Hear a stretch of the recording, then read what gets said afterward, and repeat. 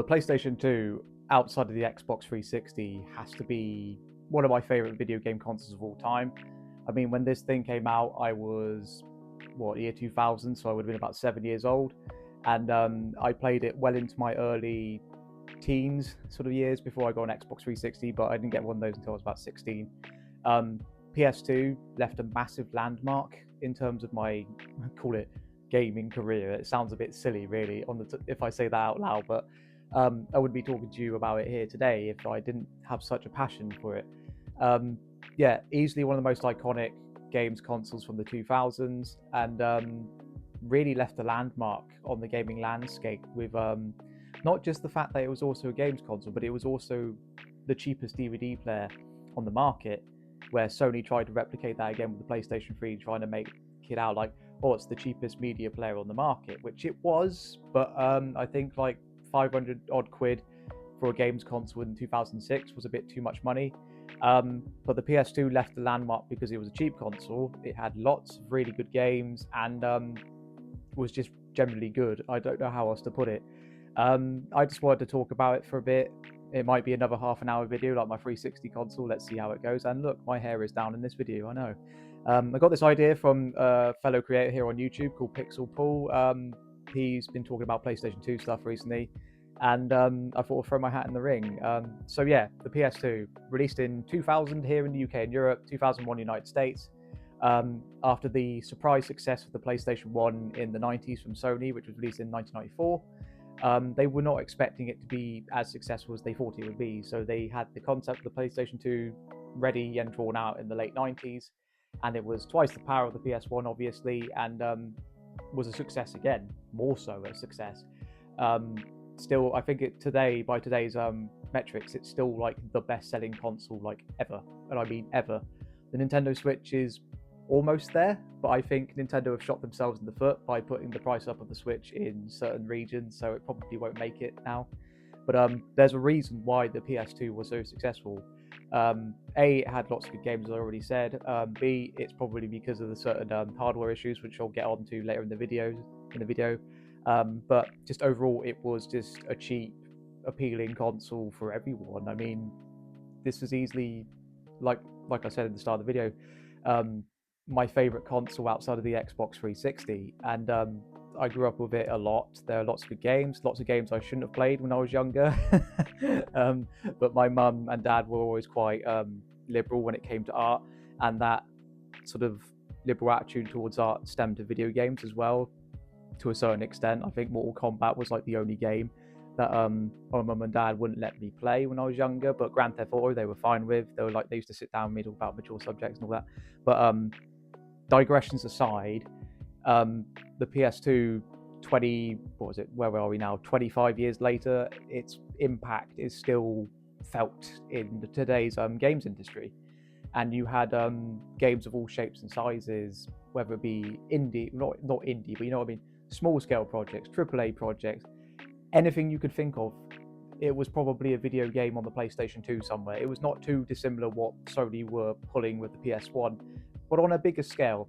There was a lot of dross on the PS2, lots of shovelware, and that was probably towards the end of the life cycle of the PS2. But in general, there was quite a healthy, good quality of games on the PS2, which outweighs the nonsense that was released later. Looking at you, Phoenix Games. But yeah, there was just lots of iconic games, birth of franchises, continuations of franchises, that sort of thing. Basically, they took like the elements of their previous franchises and just tidied up to 11. But let's get on with talking with the hardware first, and as per usual, I will sit down on the sofa because I don't want to be standing up lifting a PlayStation 2 in this video. So yeah, let's get to it. So let's go over the hardware first, like I do in these console, sort of old school console retrospective videos. PS2 had two variants. We're talking like looks of the models. You had the first variant, which came out in 2000, that sort of era, which was dubbed the Fat, and then you had the Slim version. And then the version I've got is the Fat version here, which has a cool little thing where you can twist the PlayStation logo. So if you want to lay it like that, you can change it like that. If you want to lay it vertically, you can also change the symbol like that. It's the simple things in life, really, sometimes. But Yeah, this model was quite notorious of breaking down quite often. I've had this one for how long? About 11 years now. My friend gave it to me in 2014. He said it didn't work. It was in his attic for probably 10 years prior to that when he gave it to me. It was very dirty. I opened it up because, as my dad always says to me when it comes to things, if it's already broken, there's no harm in taking it apart and having a look. And I did take it apart. I cleaned it out, recalibrated the lens, and it's worked for me ever since. If you are going to get a PS2, I would probably recommend getting the slim versions because these ones are exceedingly loud. And people wonder if the PS4 was always quite loud. The PS2 is louder, the fat model, but it's not so loud that it gets in the way of enjoyment of the gameplay of what the game you're playing at that time of day. But just be warned, these can get quite loud, especially during hotter months. But if you clean it quite regularly, it generally just kind of gives a gentle whirl when you play it. But they're quite solid, these versions, minus these sort of issues they had from back in the day. I've not had any issues with this one since I took it apart and cleaned it in 2014. It's worked pretty flawless for me, but just to know, they were quite notorious back in those days. In terms of peripherals, like the PS1, it saved on memory cards. I got this memory card on Amazon last year. It's a 200, if it'll focus on the camera. I got a 256 meg memory card, sorry, and I dropped it. So if you want to switch to the other blocks to save on, you just switch that switch here on the front here. It's more than enough room for PlayStation 2 saves, but the normal sort of 8 meg memory cards you will use very quickly. I think this cost me about £10 on Amazon, so I recommend it if you want to save games. And obviously you've got the controller here, classic sort of DualShock look for the controller. It's basically the original DualShock, but they did it in black. This one still works, but in terms of like the coloring on the controller, it's seen better days, as you can see there. It still all works and all that, still feels great. Probably one of my favorite controllers, and then you have my least favorite controller in the PlayStation lineup, which is the PS3. Sorry, not sorry, I don't like the PS3 controller, but I like the DualShock 2. It still feels pretty good, pretty snappy. I remember last year I had a problem, my R2 button got stuck, and trying to play the Punisher, he was constantly diving, and I had to unstick it with a screwdriver, but it works fine anyway. But in terms of me playing it on 4K television, obviously 4K TVs don't have AV out. They have an RF port, but you're not going to be playing in RF either because obviously analog TVs don't exist anymore. I use this peripheral here to plug in HDMI. This plugs into the back here. You plug it in there, and you plug your HDMI device into there, your cable, sorry, not device. And you plug this into the USB port in the front, which gives it power. And it looks pretty good, and you can switch between like your different resolutions and your aspect ratios in the buttons here. And it's just a great and easy way to play a PS2 on a modern television. Not ideal, but PS2 games aren't going to look good no matter the resolution, if I'm being honest, unless they get like a remaster treatment, but that's a different video for a different day. But it looks right, it looks pretty crisp. I tested it out when recording this video with the Warriors, which is a great game. I'll get to that later. It just looks great. PS2 have a sort of dark and gritty charm to them with some games. They look great, but speaking of games, let's get to some of my favorites on the platform, shall we? Right, onto the games now. I've got a little pile here. These aren't in any sort of particular order. These are just a selection games that I personally love on the PS2. So if there aren't any that you particularly like, sorry, just my opinion. Let me know some favorites down below. I'm always willing to hear some classics that you like yourself, so let's get into it. Yeah, up first is it's a movie tie-in, and that's Star Wars Episode 3, Revenge of the Sith, based on the movie of the same name. Movie tie-in games were quite popular during this period. This one's actually quite good, but during this period, these were pushed out the door, these sort of games, and most of the time, 9 times out of 10, they weren't particularly good. But this one was quite good, considering it came out in the short time that it did with the film, and absolutely amazing game, actually. It's a good hack and slash game, not particularly long. You could beat this in an afternoon. I'm not even kidding, it's like 2 to 3 hours. And once you beat the game, you unlock like a dual mode where you can play as any sort of Jedi and Sith. Yeah, just a great action adventure game. It follows the plot of the film. You get cutscenes, which are just film clips from the film itself. And I know the prequels, they're not particularly good, but I think everyone can agree that Episode 3 is like the only good prequel, because it felt like a Star Wars film. Yeah, but this game is just such a hidden gem. Just absolutely fantastic. It's all there. I bought this for £1 in a charity shop, which it's a running theme with a lot of my PS2 games. I found a lot of them in a charity shop for like 50p a pound. I've cut a lot of the PS2 collection down over the years, but because a lot of them I just bought, I didn't play them. Like Manhunt 2, I bought that for £1 in a charity shop. I traded that in a while ago for like 70 quid. But yeah, I'm getting off subject here. These two I'm going to throw in because they're part of the same franchise, and that's Rayman 3 and Rayman Revolution. Let's start with Rayman Revolution. This is, would you call it a remake? I'd call it just a standard port, really, of Rayman 2. It's the best version of Rayman 2 that you can play. It's cohesive. There's no like world map that you go from level to level anymore. It's all like one sort of bridging world, whereas the original Rayman 2 was a bit more restrictive on the N64 and especially on the PlayStation 1. This is easily the best version to play. I'd call it like an early version of a remaster, as it were, because the visuals are better, the gameplay's better, the audio's better, all the dialogue's been tweaked. As I said, the level design is now all cohesive and a connected world, as opposed to it just being linear. And it's still so good. I played this a lot when I was a kid. And what I also played a lot as a kid is Rayman 3. Rayman 3 is just so good. It's like the pinnacle of like the 3D series. I say that because there's only 2 3D Rayman games, if we're being technical here. Yeah, it's just really good. It took the elements of Rayman 2 and amped it up with, it was quite funny humor of the time, sort of fourth wall breaky, where you've got what's his friend, the bug, the flying bug, the green bug. He's played by Billy West, who plays Fry in Futurama, but he's quite funny. He's like, oh, we can read the manual at the start of the game, which these days I know people roll their eyes at a bit, but I find it funny and quaint, if I'm being honest. But the platforming, the combat's really good. The music's fantastic in this game, although if you play on other platforms, the music's different. I believe the music's different on the Xbox version for some reason.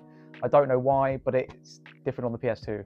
But I played it on the PS2. Again, I found this for £1 in the charity shop. That I found Rayman Revolution, sorry. I found it at a boot sale last year, so yeah. I had to include a Grand Theft Auto game in here, but the question is, which Grand Theft Auto game? And I've got to be painfully obvious, and it's GTA Vice City. And I know people like San Andreas. I love San Andreas personally, but I think Vice City is easily the most iconic because of the year of the 1980s. Even though I wasn't alive in the 1980s, I love the 1980s as a setting, especially 1980s Florida, because I love the film Scarface, which this game takes heavy influence from Scarface. Tommy Vercetti as a character, great. Ray Liotta's performance as a psychotic mobster, fantastic. The other cast in the game, which is just an A-list celebrities in the game. You've got Dennis Hopper, you've got Burt Reynolds. I've completely blanked on everyone. But you get my point. This is when Rockstar kind of just sort of flexed their muscles with how much talent they had in their games. You had Gary Busey in there too, the absolute nutter. But the 1980s in this game, with the music too, with all the manual was even like a sort of brochure for the city, that sort of thing. It's just amazing, and this version has got all the music on it because it's the original release. Up next is a bit of an underappreciated gem, but it's in a well-established series, and that's Mortal Kombat Shaolin Monks. I kind of wish this game would get re-released, and yeah, that's it really. I could just stop there. But yeah, it should get re-released, this game, because it's just so good. It's basically God of War, but in the Mortal Kombat universe. It's set in between Mortal Kombat 1 and 2. It leads up to the events of MK2 in that world. You explore the world of MK2 with the different realms and Outworld and that sort of thing, the Living Forest and all that. You can play it in co-op as well with a friend, and it's just like the old school God of War games, because there are a lot of games during that period from about 2005, I'd say, to about 2013, we're trying to copy games like God of War and Devil May Cry. And this game did it successfully. It's really good, underappreciated. I bought this when I got my PS2 in 2014 again. I bought it for like a £5 from my old retro shop that doesn't exist anymore in Bristol. Yeah, it's like 20 odd quid these days because it's just so good. I think it held its value because it's so good. And yeah, I wish they'd bring it back in HD. All they have to do is port it in HD, and I wouldn't complain. The one FPS game in a well-established franchise, or sorry, used to be a well-established franchise until it just died in 2012, and that's Medal of Honor Frontline. One of my favorites in the series, not my favorite in the series. That goes to underground on the PlayStation 1, but this really showed Medal of Honor, but in what was the next generation, as it were. And what sort of harrowing battle in World War II could you start with in a next generation game for Medal of Honor? D-Day. It starts in D-Day, and it's very intense. And to this day, it's still really intense. The visuals still look pretty good. The animations are still fantastic. Very hard, this game. I tried to play the HD version on PlayStation 3 recently.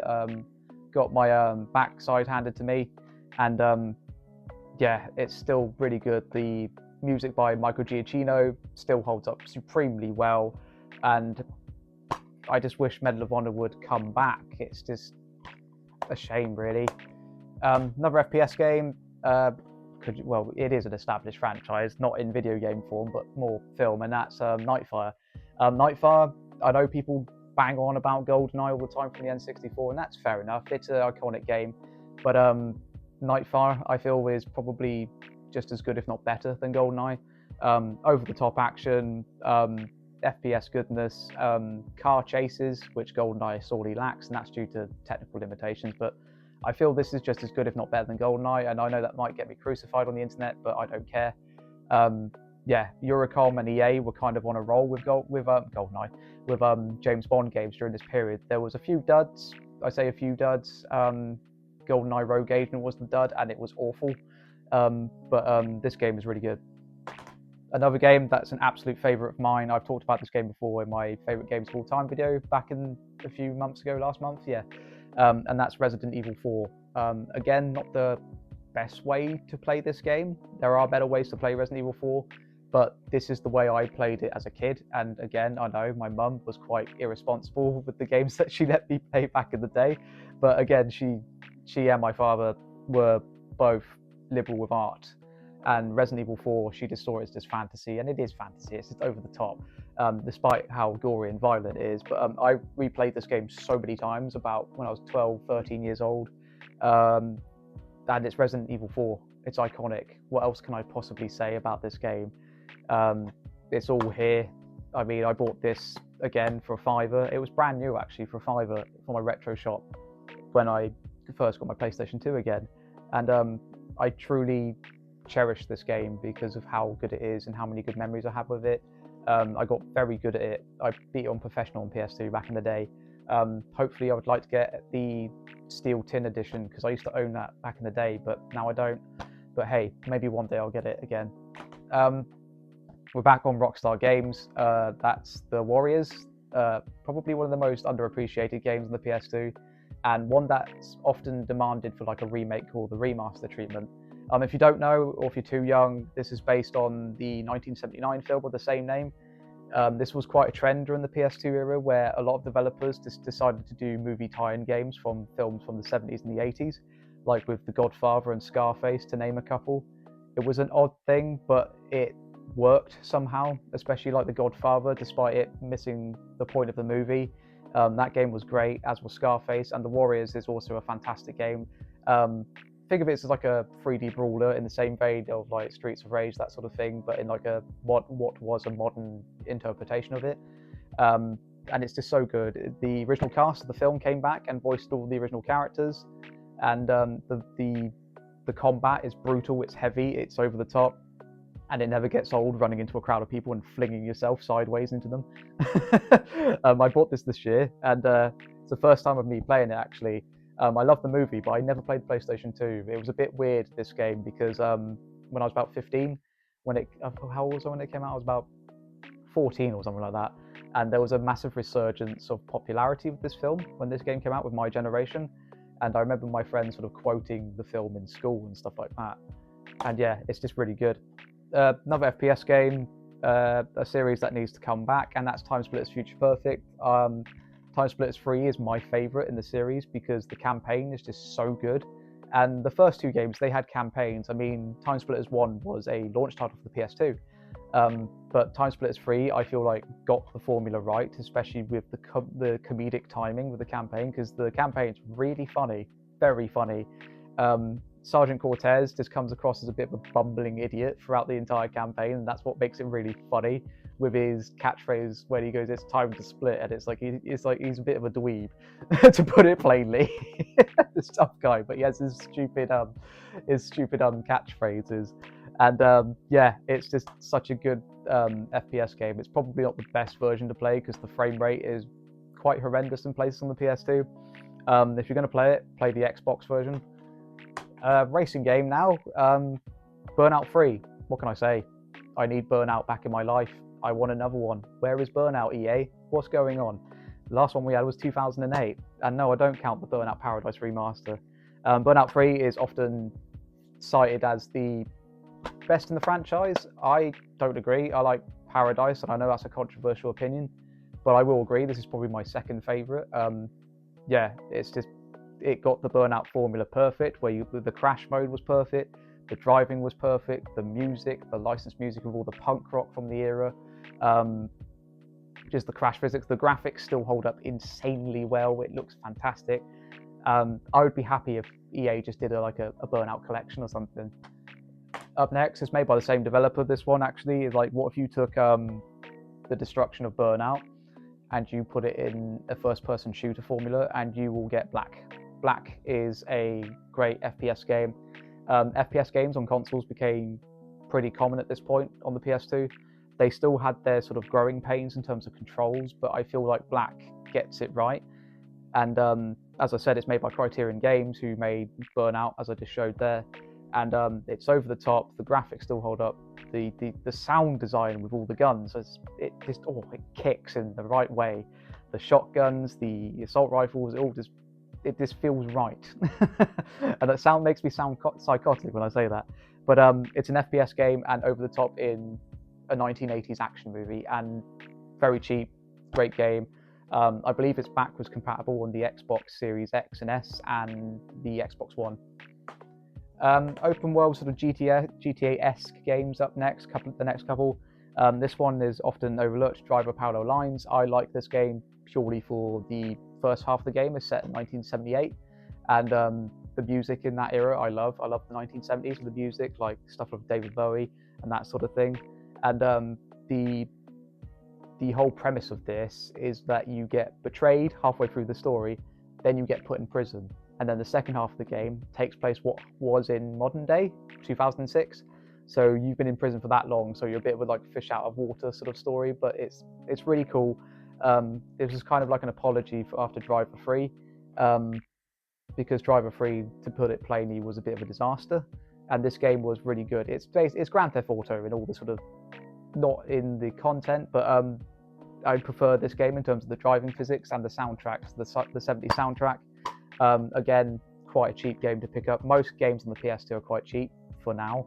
But if you're looking for like a GTA style game, I highly recommend this. Another GTA style game, but set on my side of the pond, and that's the Getaway Black Monday. Set in London, what was modern day, which was, when did this game come out? Was it 2004? It's a British crime drama through and through, and despite the controls, the rest of it holds up quite well. The visuals hold up quite well. The voice acting holds up supremely well in this game. I wish Sony would bring this franchise back. They could have a pretty good GTA rival if they brought this back, especially the way they budget their games. They could have some pretty decent British actors in the Getaway 3, which was meant to come out on the PS3, but it just kind of just disappeared for no reason. But yeah, this game's still a lot of fun. Once you get past the sort of aged controls, the age controls, they're not great, but they're fine once you get used to it. And the final one is based on my favorite comic book character, one of my favorite comic books, Marvel comic book characters. No, it's not this one. Wolverine here. No, it's not. And that's the Punisher. I only first played this last year. I was aware of it when it came out back in 2005. It was a very controversial game. because this got refused by the BBFC, I think twice, because of how violent it was. And you look at it now and you go, okay, whatever. If they released this today, it would be fine. But the Punisher was and still is a pretty controversial Marvel character for obvious reasons. I like the Punisher because Frank Castle was a character, is an interesting character to kind of deconstruct and analyze, and his stories are always really good. Obviously, I don't condone what he does because no one condones what he does, but it makes for interesting storytelling, and this game is very good and probably not the best thing to play because it's quite violent and over the top and of its time. But what's great about this, they had the writers of the Punisher comics, who had Garth Ennis and Jimmy Palmiotti. They wrote the game, which was really good, and also Thomas Jane came back and voiced Frank Castle in this game, which he delivers a stellar performance because it wasn't his acting was the problem in the 2004 film. It was the writing, and having the actual writers of the comics behind him, it showed that he could play Frank Castle in a compelling way. And it still holds up really well. Played it all the way through last year. I bought this for 12 quid. This game's gone up considerably a lot. It's like 22 quid now or something like that. Might be even 25 because the creators of the game, Volition Studios, they shut down last year. And there is a lot of DNA of Saints Row in this game with the shooting and the movement. And yeah, it's just a compelling game. And yeah, all there. The manual's great because it's in the style of his war journal from the comics. Yeah, easily one of my favorite PS2 games, The Punisher, and my favorite Marvel character. And yeah, that's it really. So the PS2, a great console to collect for now.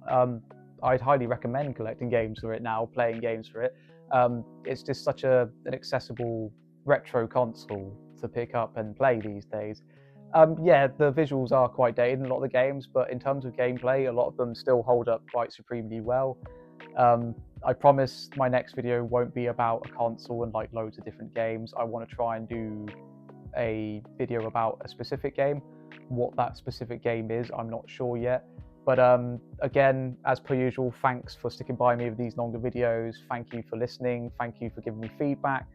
Thank you for subscribing. Thank you for liking and all that jazz. I've been enjoying doing this YouTube stuff, as I keep saying. I know I've been doing this for about coming up to 2 months now. 2 months on YouTube now. Nearly 100 subs. That sounds like really like, hey, 100 subs, but we've all got to start somewhere. And you guys have been great with your feedback, and you've been amazing. And as per usual, like, subscribe. I'll be back next week with a different video. What that video will be about, I have no idea yet. I'll let you know in post on my socials, and my socials will be down below too for you to follow.